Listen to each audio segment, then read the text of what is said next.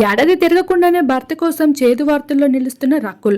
అందరికీ తెలిసింది, తెలుగు ఇండస్ట్రీలో ఒక్క సినిమాతో బ్లాక్ బస్టర్ హిట్ని అందుకొని వరుస టాలీవుడ్లో మంచి ఫేమ్ని సంపాదించుకుంది. ఈ మధ్య కాలంలో చేతుల్లో సినిమాలు లేక, అవకాశాలు లేక, చేతి నిండా డబ్బులు లేక విపరీతంగా తన పర్సనల్ లైఫ్ని కూడా పాడు చేసుకుంటూ వస్తుంది రకుల్.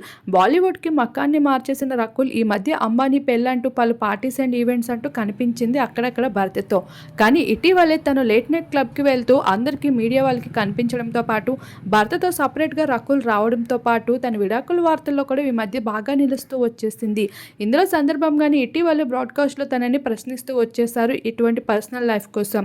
వాటిపైన రకుల్ కూడా అంతే వింతగా సమాధానం చెప్తూ, అందరు అమ్మాయిలా నేను సామాన్య అమ్మాయినే, నాకు కూడా అందరు అమ్మాయిలకి జరిగేటట్లే జరుగుతూ ఉంటాయి, ఇందులో పెద్ద వింతేముంది అంటూ రకుల్ అయితే అటు ఇటు మాట్లాడుతూ తప్పించుకుంటూ ఆ సమాధానం నుండి స్కిప్ అవుతూ వచ్చేసింది.